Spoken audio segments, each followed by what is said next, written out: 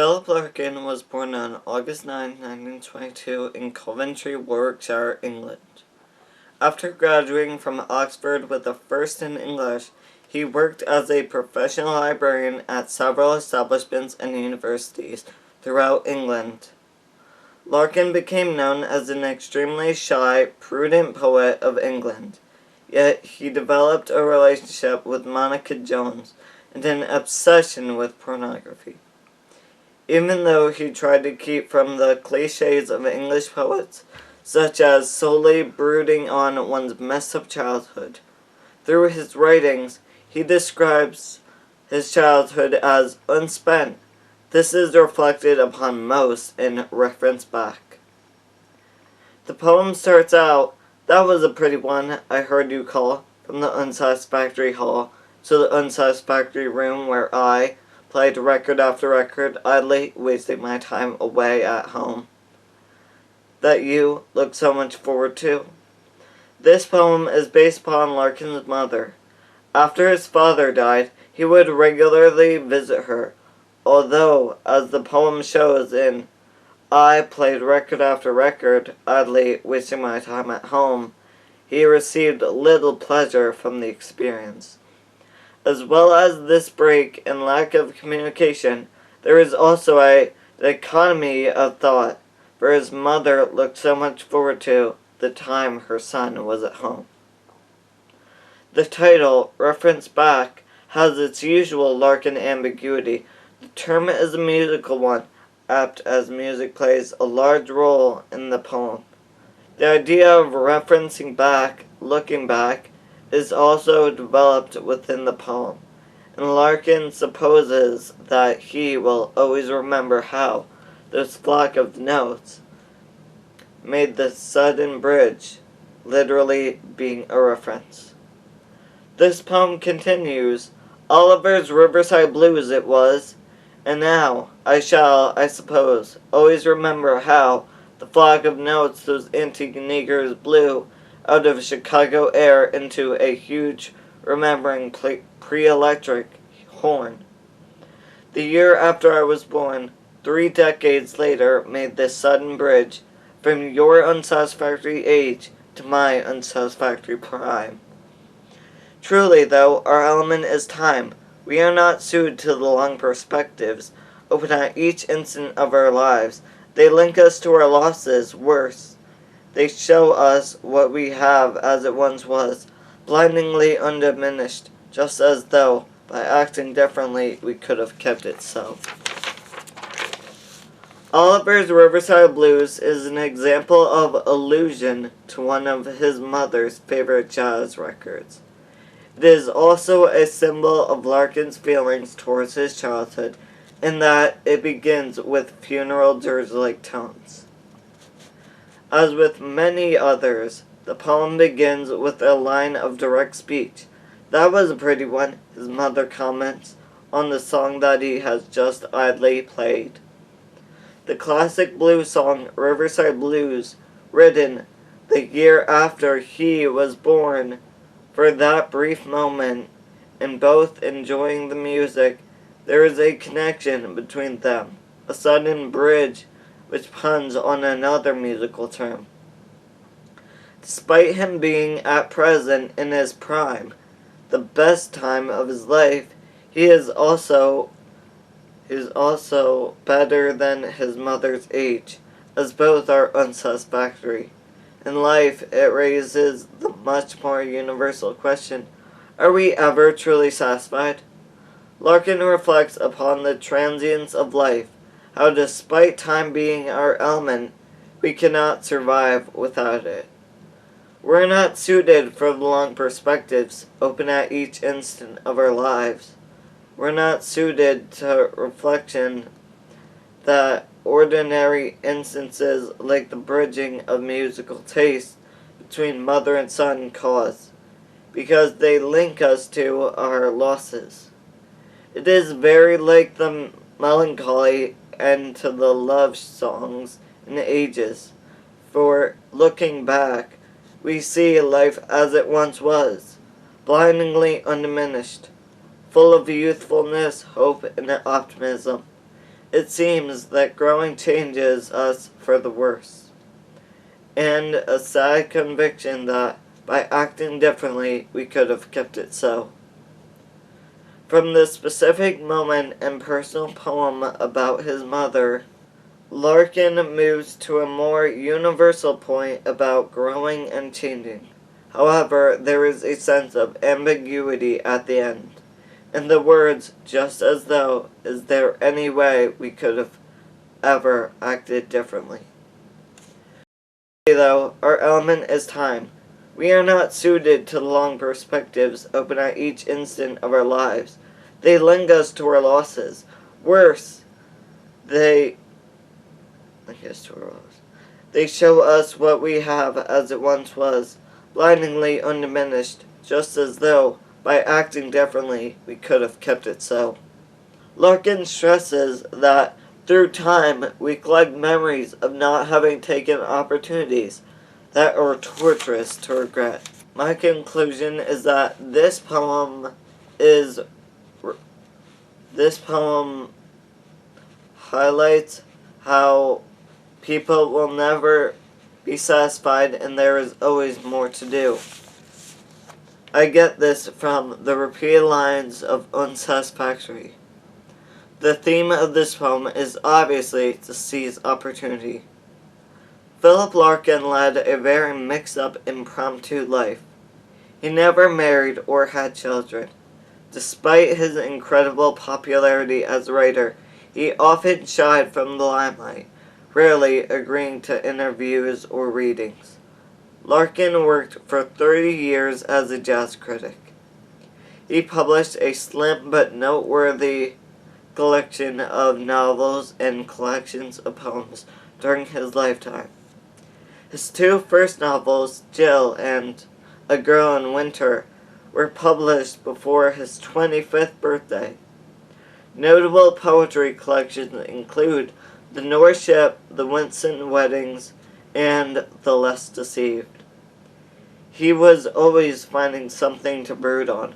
Larkin has been described as the saddest heart in post-war England.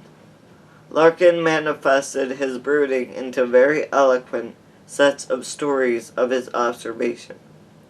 The best example of these is 1914. Those long uneven lines, standing as patiently as if they were stretched outside the Oval or Villa Park. The crowns of hats, the sun on mustache archaic faces, grinning as if it were all an August bank holiday lark. In the shut shops, the bleached, established names on the sunblinds, the farthings and sovereigns, and dark-clothed children at play, called after kings and queens, the tin advertisements for cocoa and Swiss in the pubs, wide open all day, in the countryside not caring, the place names all hazed over, with flowering grasses in fields shadowing doomsday lines, under wheat's restless silence, the differently dressed servants with tiny rooms and huge houses, the dust behind limousines, never such innocence, never before or since, has changed itself to past. Without a word, the men leaving the gardens tidy, the thousands of marriages lasting a little while longer, never such innocence again. In the first stanza, Larkin depicts a regiment of troops in the streets of London, standing at attention, waiting for instructions. He is bringing up the subject of England joining the First World War, a major event of history affecting Larkin's life and writing. In the middle stanzas, he starts out with, in the shut shops, the bleached established names. He is listing the more direct negative effects of the war, such as the economy shutting down. As he starts the second stanza with, in the countryside not caring, he observes how the war mechanized England and took away the peace of the countryside. Nevertheless, people are eager to urbanize. This moving away from nature increases the violence and decreases the sanitation rates. As Larkin continues to observe and analyze his own life, he reflects upon other major events such as his experiences in grade school. Dockery and Son. Dockery was junior to you, wasn't he? Said the dean. His son's here now. Desuited, visited, I nod, and do. You keep in touch with, or remember how, black-gowned, unbreakfasted, and still half-tight, we used to stand before the desk to give our versions of these instants last night. I try the door of where I used to live. Locked. The lawn spreads dazzlingly wide. A known bell chimes. I catch my train ignored. Canal and clouds in college subsides. Slowly from view. But Dockery, good Lord, anyone up today must have been born in 43, when I was 21. If he was younger, did he get the son at 19, 20? Was he that withdrawn? High-collared public school boy, sharing rooms with Cartwright, who was killed. Well, it just shows how much, how little. Yawning, I suppose, I fell asleep, walking at the fumes and furnace glares of Sheffield, where I changed, and ate an awful pie, and walked along the platform to its end to see the ranged. Joining and parting lines reflect a strong, unhindered moon. To have no son, no wife, no house or land still seemed quite natural. Only a numbness registered the shock of finding out how much had gone of life. How widely from the others Dockery now. Dockery now, only 19, he must have taken stock of what he wanted and been capable of. No, that's not the difference, rather how. Convinced he was he should be added to. Why did he think adding meant increase? To me, it was delusion. Where did these innate assumptions come from? Not from what we think truest or most want to do. Those warp-tight shut like doors, they're more a style our lives bring with them. Habit for a while. Suddenly they harden into all we've got, and how we've got it. Look back on, they rear like sand clouds, thick and close, embodying. For Dockery a son, for me nothing. Nothing with all a son's harsh patronage. Life is first boredom, then fear. Whether or not we use it, it goes, and leaves what something hidden from us chose. An age, and then the only end of age. Black-gowned, unbreakfasted, and still half-tight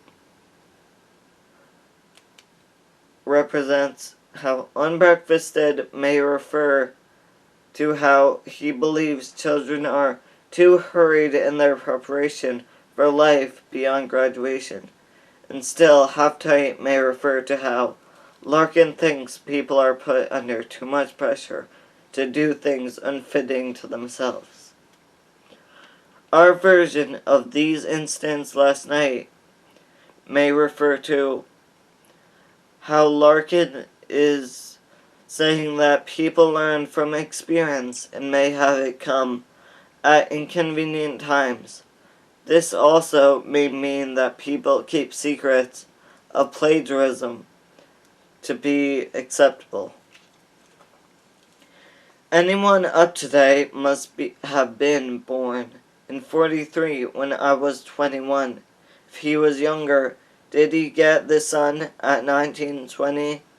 Was he that withdrawn?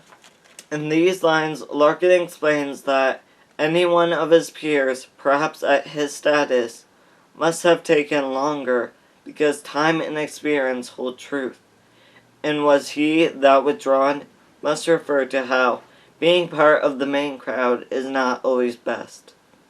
In 1976, after a visit to Paris with Monica Jones, upon returning to England, he was awarded the Shakespeare Award of the Alfred Toepfer Stiftung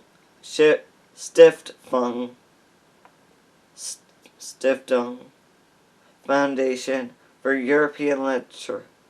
In his last years, at 61 after the death of John Betjeman, Philip Larkin was offered the title of Laureate for the British royal family, but declined the opportunity.